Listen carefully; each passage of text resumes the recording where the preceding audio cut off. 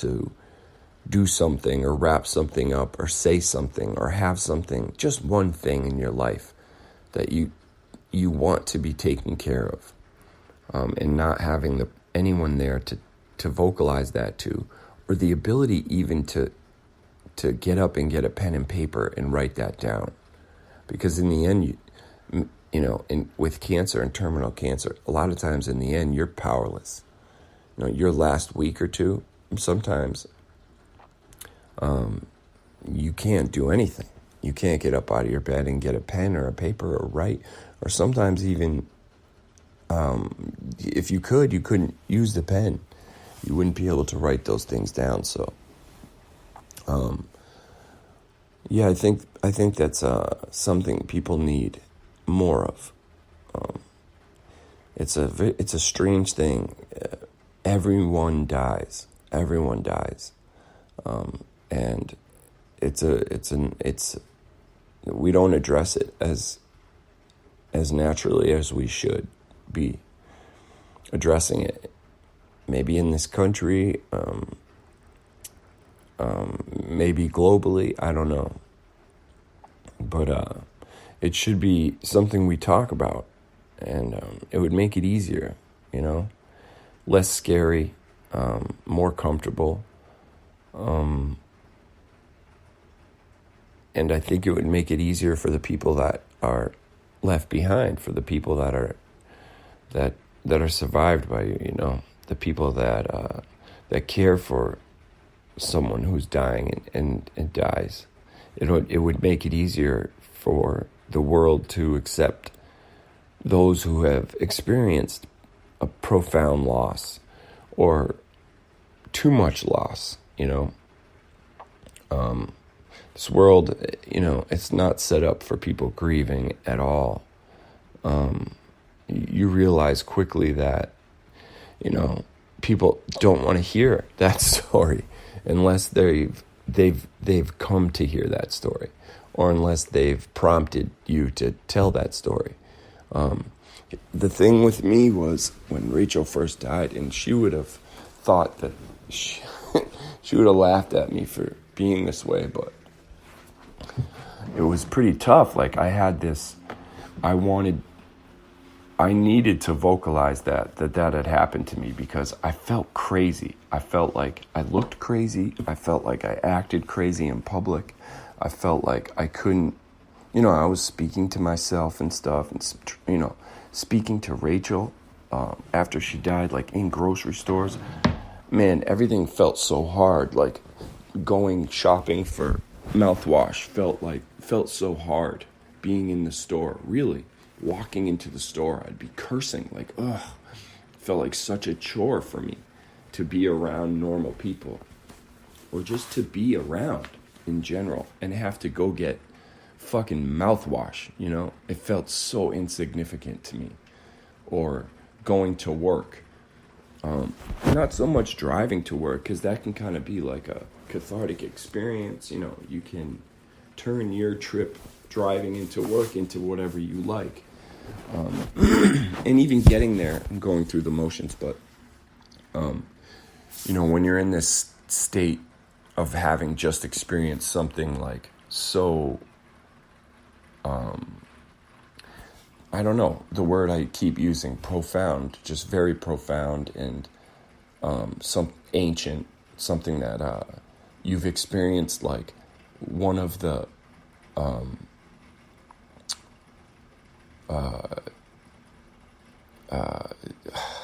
how can I describe it? One of the sacred things in life. You've had a sacred experience, and then walking into work and having someone go over the details of like a mushroom barley soup that they'd like you to prepare, and how important this thing is, the way you prepare it is so important to them, and they're telling you this, and this is crucial, that sort of stuff was real difficult for me in the beginning, real difficult. It made me want to like laugh in people's faces, like that. Like, you really think this is important, this mushroom soup? Which, of course, it is, Without it, we got to rewrite the menu, whatever. It is important in that moment, at that time, at that place. It's important. That soup will affect the business for the day, will affect this guy's job who's, really attached to the soup or whatever. But it's really hard for me, for me to do that shit in the beginning. Go get toilet paper, do my laundry, change my sheets, fold that laundry after it's done. Like, those things fucking really hard for me. The monotony of life still is really hard for me. Going grocery shopping, still, like, buying the food that I need to survive, like, it's an existential crisis for me sometimes, because I'm buying, it just seems, it's weird. Going to the grocery store to fuel the life of a lonely, angry guy.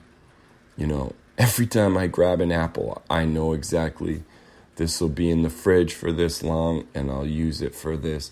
Like, it just seems, it's really hard for me to be in grocery stores, which is crazy because I do have attachments to food, and big time. And when I went to the grocery store when Rachel was sick and alive, I went with intent, purpose. I went quickly, and each one of those ingredients in my mind had a very meaningful task to perform in my head. So now when I go get a bag of rice cakes, sometimes it just fucking throws me over the cliff of, like, despair, because I just think, what's the point? I think that I've never been one to have suicidal thoughts. But over the course of this year, I've, like, explored that. Not explored doing it ever, I don't think, but explored what it's like to maybe start thinking about if I were to ever end my life. Don't worry, it's not something that I would ever do. I'm like fundamentally against doing that.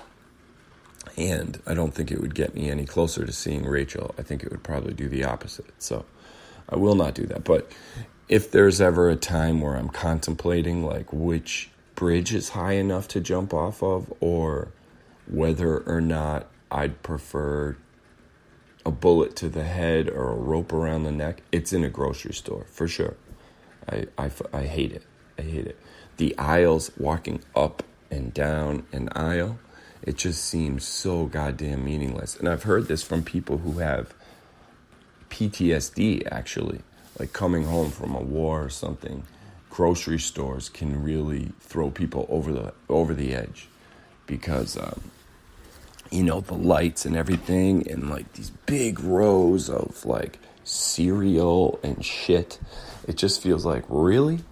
This is, and you know what? Like, if you think about it, and you think about it in a very philosophical way, or a very, like, if you step back and you think about the process of grocery shopping, and you think about humans and human nature, like, from the beginning of time, like, this is the way that we get food now, is go to this grocery store, right? Filled with colors and lights and countless options that you have to, like, decide, like, make decisions about these. And I think one of the hard things about people that have dealt with stress or something, or going through stress, or have dealt with life and death, or seeing a lot of death or something, I can imagine making those decisions just feels really, really, really insignificant. Choosing a certain cereal. And the problem is, even if you haven't gone through stress, when you go grocery shopping, you go to Walmart or something, you have all these decisions, even if you have not experienced anything traumatic at all, it can be stressful. Like, it's a wide variety of choices that with minimal consequence between which one you choose. It just creates, it's too much. And if you think about that, in the with the entire story of human story, it's far from the way that humans or animals even get their food, or humans used to get their food, whether they foraged for it or they hunted for it.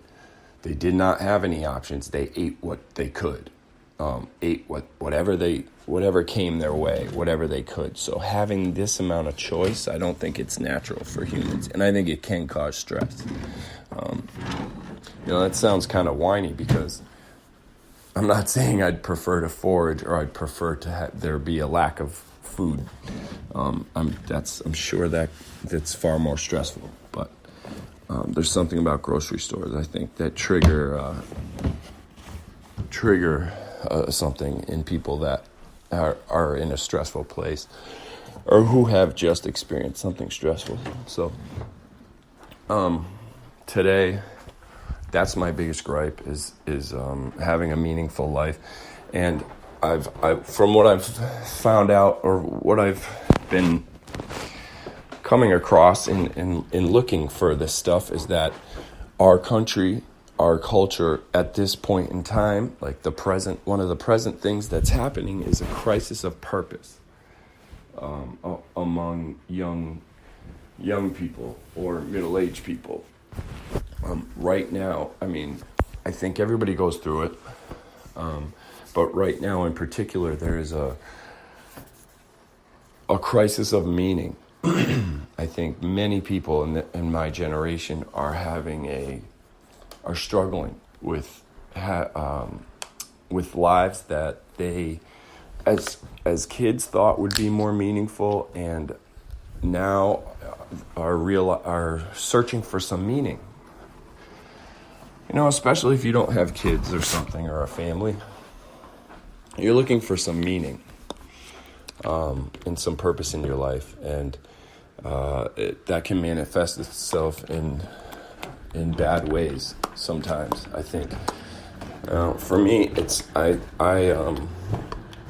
spend way too much time looking for a flow activity or in a flow activity. I found making things really takes me out of having to be present. But it also is starting to get in the way of progress in my life. I spend more time making things than I do on bettering my life, or even things I have to do, like paying a bill or whatever it may be.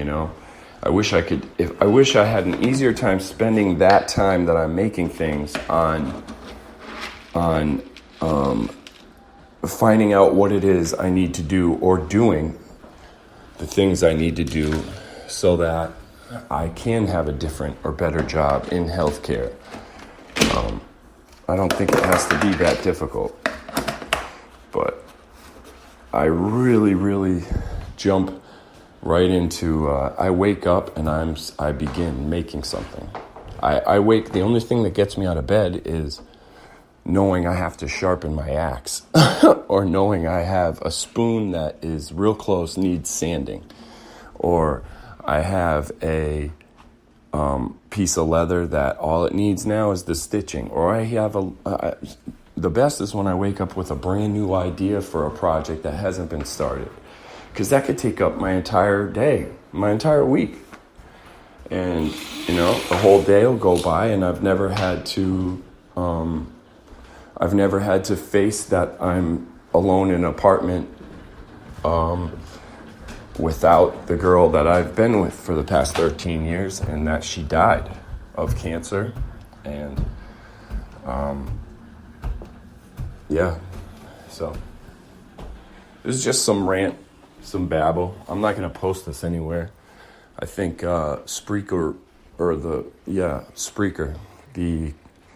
website that I do these podcasts on, they automatically post it places. So, but I won't put it on Facebook or Instagram,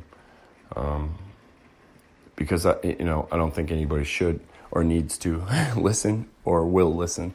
So, but if you did listen and you've gone through something similar, you know, and you have a suggestion for me or a way to